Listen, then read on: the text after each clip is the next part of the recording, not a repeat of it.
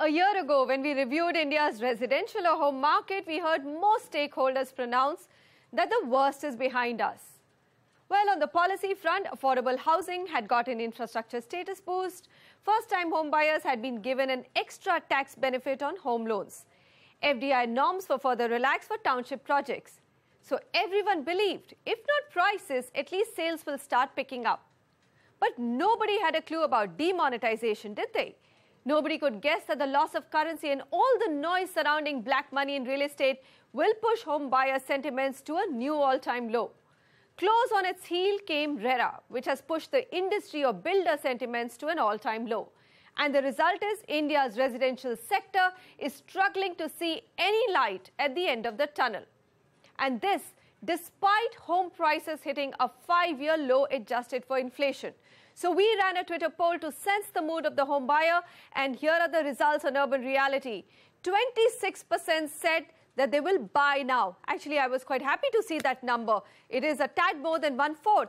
But 37% voted a no to buying, saying renting is still cheaper. Living on rent is cheaper than actually buying. So they don't believe that home prices are still cheap enough. And an equal percentage voted saying despite RERA, their confidence is still low in the India's real estate sector. So today we've gathered 4 big voices to tell us what they think of the residential market and whether it's a good time for home buying. Joining me today for this discussion, Anuj Puri, Chairman, Anurag Property Consultants; Amit Bhagat, CEO and MD, ASK Property Investments Advisors; Sameer Jasuja, Founder, Prop Equity; and Harsh Shungta, CEO, ApnaPaisa.com. Gentlemen, thank you so much for joining me.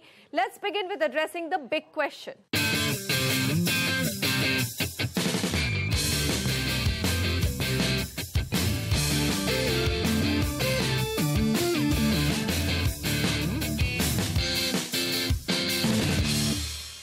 Why are home buyers still not confident despite us saying, look, RERA will bring in transparency, prices are at an all-time low? Anuj. So, Manisha, my thought is that it will bring in confidence. The RERA is going to get fully applicable from 1st of August. Give it a few more weeks after it is applicable, you will see that 25-26%, which is saying is that we're ready to buy now, start to increase because there's going to be confidence. And they will also see a lot of the consolidation in the developer space. So I have no doubt in my mind that by the end of this year, if you were to do the polls again, you would see is that 25-26 rise up to about 35-40% because there's going to be more confidence and they would have seen the impact of RERA in consolidation of the developer community. Okay, so we will run that Twitter poll 6 months from now at the end of December, and hopefully 2018 January poll will be much better. You've said 35 to 40%. So, Amit Bhagat, every conference that I have moderated, most developers have come back, and you will notice that there is no developer on our panel today simply because buyers believe they don't have any other way but to say that prices are likely to go up and sales are not looking too bad.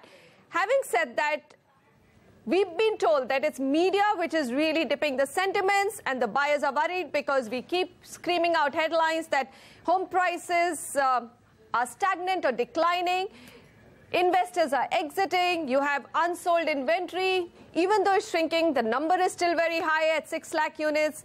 Projects are delayed across the country. And of course, RERA has also been very painful in the dilution of rules. So these are some of the key reasons that home buyers seem worried today. Would you say that their reasons are not, reasons are valid rather, let's say? In fact, I would like to add one more reason, which is the GST. Okay. And all this regulatory... GST in home buying? GST in home buying. Because that is also added to a little bit of ambiguity. All these regulatory reasons are actually a step in the right direction for bringing back the confidence of the end customer. Once RERA is implemented, I am also very confident, like Anuj, that a year down the line, you will see the end customer coming back to the market. They are sitting on the fence, and for all the state of affairs, nobody else is to be blamed but the developer himself. Because his track record of timely completion and giving quality as committed has never been there. That commitment has never been there with most of the developers. So with the RERA ambiguity and implementation and GST implemented in the right spirit, you will see the end customer coming back, and they are just sitting on the fence and waiting for the right opportunity.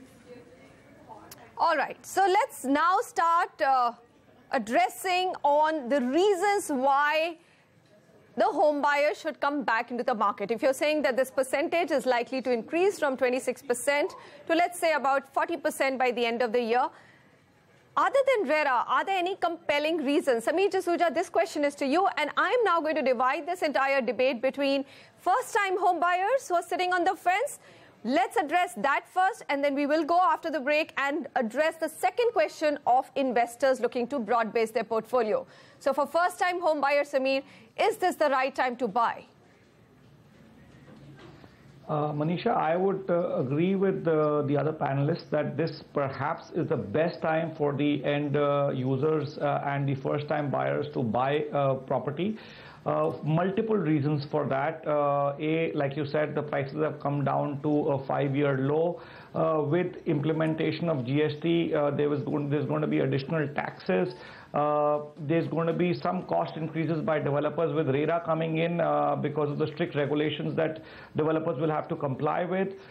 Keeping those factors in mind, I definitely think that there could be no better time than now to buy real estate for an end user and a first-time buyer.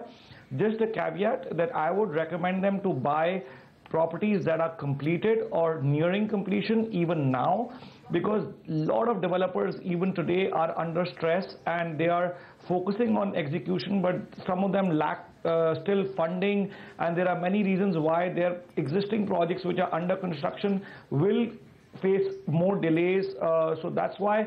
And lastly, there is enough supply in the ready stock that is available in the market at very, very attractive prices that you know, the dream of buying your first house and moving into it immediately can get accomplished right away. Okay. All right, so you're saying no better time to buy than now if you're an end user or you're a first-time home buyer. Harshumta, I come to you with a lot of repetition. What is your pronouncement for end users and first-time home buyers who are sitting on the sideline? Is this the time to buy? So, Manisha, I need to remind you that as far as buying your own home has been concerned, I have always been in favor of buying your own home. You know, on this rent versus buy debate, I have always been on the buy side. Not as an investment, but as a home. But coming to your point, why is it a good time today to... I completely agree. So, you need not have that trepidation. I think lots of things have happened. Two, as I think everybody has mentioned, the confidence that comes from RERA is that no longer is buying under construction, you're not lending money to the builder any longer. I mean, I had always mentioned that buying under construction was not buying property. You were lending money to the builder. I think even if it is still lending money to the builder, it's under far safer conditions with much more balanced contract between the two. That's one. Look at, and if you just move away from larger value properties and move away from a Bombay, Delhi kind of a centric view, look at the goodies that are on place. You look at the Prime Minister's Awas Yojana. Now that may not amount to much. I mean, only probably 60,000 people will be able to get that subsidy. But I mean, at some point when this rolling picks up, there will be a scramble to make sure that you get your PMAY subsidy.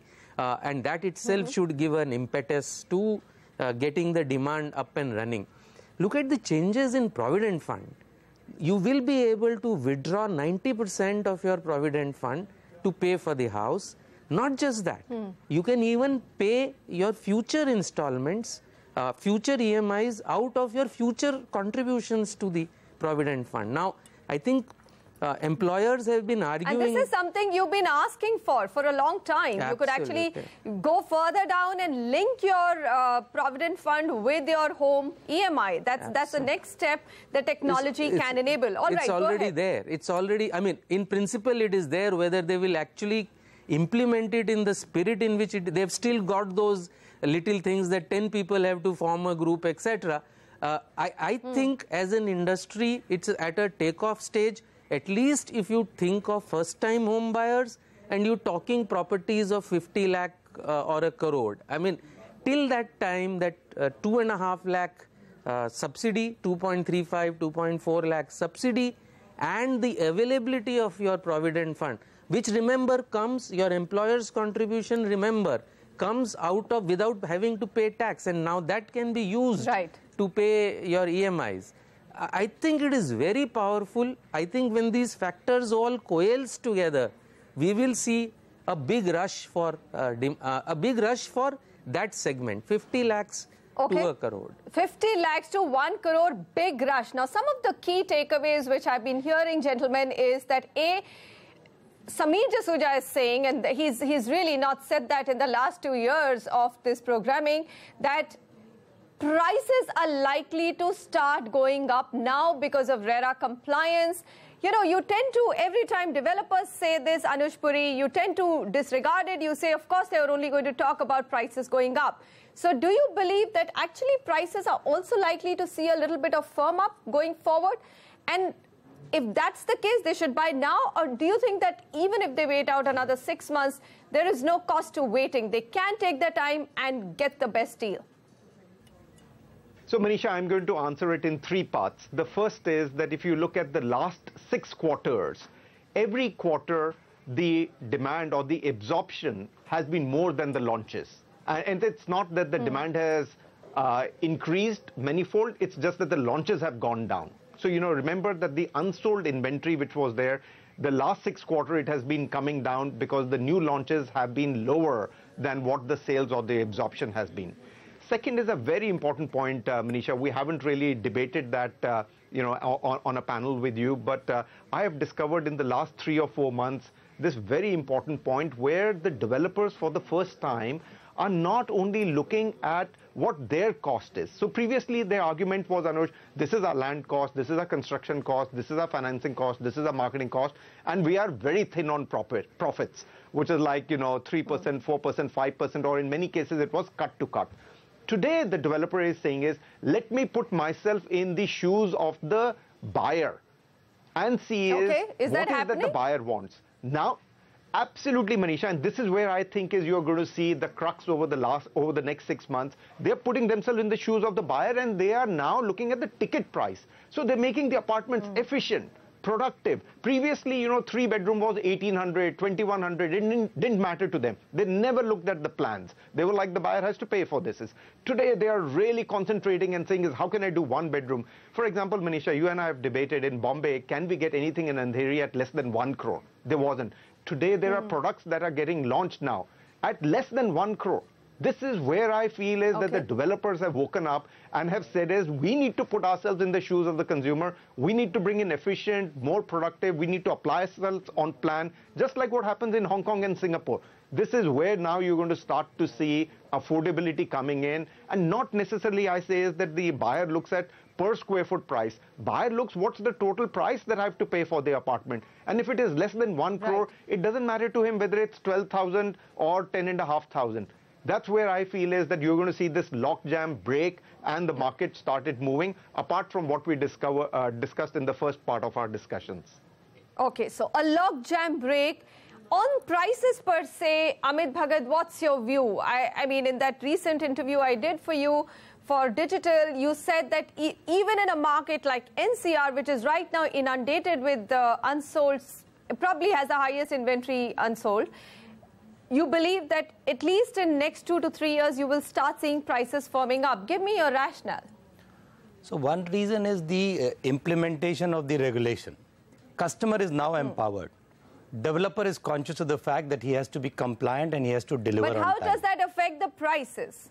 So I think it will affect the prices because people who are not able to deliver will get impacted adversely by the implementation of the regulation. And they will eventually not be able to deliver. Coming to the point of the reduction in launches, the reduction in launches will further lead to reduced supply in the next 2 to 3 years' time.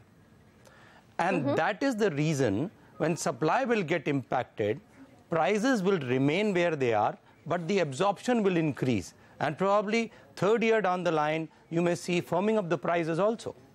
So customer has also realized in the last 5 years, 3 years, prices have not moved up, but rather they have been coming down in terms of schemes being offered by a developer.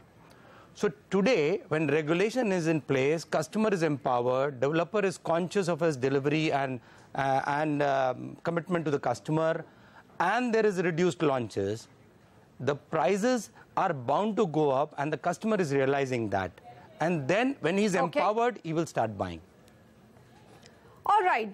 On that note, we're going to slip into a break, but when we come back, if you're saying that new launches are likely to come down and you will finally see a price increase in real estate, residential real estate, which has been missing from the market, it has also pushed out the investor. Is it really time for you to broad base your portfolio with a second real estate asset? That's also a question to be asked, because traditionally real estate has been one of the most favored destinations for Indians to invest in. And despite the fact that last few years you've actually seen a negative market adjusted for inflation, historically it has not been that bad an asset, or has it? We'll come back and discover that. Stay with us. You're watching Urban Reality.